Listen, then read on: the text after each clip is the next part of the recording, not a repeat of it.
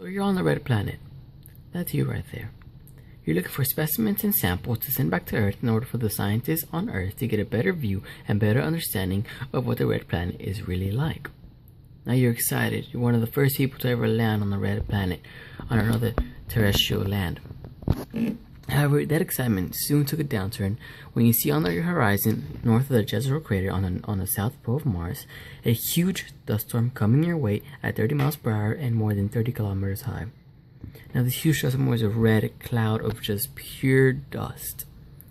So you and your buddies gather your equipment and head back to the colony. However, you're surprised to know that the colony is filled with red dust and is covered with a red coat of dust. So what do? As you can see on the rover Opportunity, this red dust covers solar panels. This usually results in solar panels not being able to absorb the sun, which results in a short of electricity. As you can see, these dust storms can lead to some pretty harsh effects. Now let's talk about dust storms. Where do they derive from? How do they cause? Where do they come from? So, through the Martian atmosphere, solar heat warms the atmosphere, causing there to be winds. As a result, these winds throw red dust into the air, also known as devils. Devils is just another name for dust storms. So, Martian dust storms can be up to 10 times taller than sandstorms found on Earth. Regional dust storms are only active for a few weeks before dissipating. Most commonly occur in August when the red planet is close to the sun, which basically August is Mars' summer. Summer means more heat, which causes more winds, and as a result, cause dust storms. Perfect storms are just larger scale dust storms that cloud the entire planet. These perfect storms can be up to 150 kilometers in length and are faster than 30 miles per hour. So let's talk about the effects. Dust is electricity charge, resulting in electromagnetic interference that can affect the function of electric equipment. Dust can cause static cling, which causes the dust to glue onto astronaut suits. Also, this dust often creates a dust coating on Mars colonies/habitats. It also jams spacesuit joints, dirty and weaken solar panels, clog filters in habitats, scratch windows and lenses, etc. It also has the ability to irritate astronauts' lungs. These static charges also create equipment shortages and electricity shortages. Now, as you can see, you come back to your colony and all you see is a big sea of red. You can't tell where your colony is because it just matches with the ground. Everything is covered in red, everything is covered in dust. The equipment begins to fail, your solar panels begin to fail, and well, you switch to what you were trained for. So what do? What's your next step? So let's find some solutions. Effects of dust can be removed or prevented by using electromagnetic methods such as tilting, shocks, and ultrasound. These methods break the electrostatic effect of dust as well as dust propellant coatings.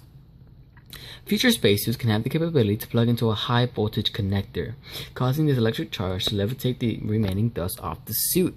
These high voltage connectors can act as stations in the field or inside of airlocks. So basically there's little stations with voltage that can power through your suit, which automatically takes off all the dust, all the red dust off your suit or your colony. Astronauts will also be equipped with a personal bubble mechanism. For example, when astronauts are within 500 feet of the colony while a dust storm is active, the suit will enter a state of emergency, an SOE. The astronaut will be able to power the SOE by the press of a button. The suit will then deploy a thin shield of aluminum around the astronaut to protect him or her from the dust storm. However, technological mechanisms won't be the only thing protecting astronauts. Astronauts on Earth will be trained to predict dust storms, not go within 100 feet of the colony when a dust storm warning or DSW is in effect. For example, us humans on Earth usually don't go outside when a storm warning is in effect. The roads are icy, it's too dangerous to go out there. The same would apply to astronauts when a dust storm warning is in effect. Also, astronauts will be trained to find shelter during a sandstorm. For example, knowing where caves are, knowing where canals are, knowing where special places to hide from the dust storms. If solar panels were to ever fail during a dust storm, an alternative energy source will be provided with the colony to supply energy up to 150 days, as well as oxygen. So let's review this. Mars dust storms are caused by solar heat warming the atmosphere, causing there to be winds. Perfect storms are larger scale dust storms, and dust storms are electrically charged, causing major malfunctions in electrical equipment. However, these dust storms, as I said before, can be removed or prevented by using electromagnetic methods such as tilting, shocks, and ultrasound. These methods can break the electrostatic force effect of dust as well as the dust repellent coatings. Feature spaces will have the capability to connect to high voltage connectors, which will automatically take all the dust off their suit or colony. These high voltage connectors can act as stations in the field when they're working, when they're collecting samples, specimens, or inside of airlocks. Technological mechanisms won't be the only thing protecting. Astronauts will go through consistent training on Earth.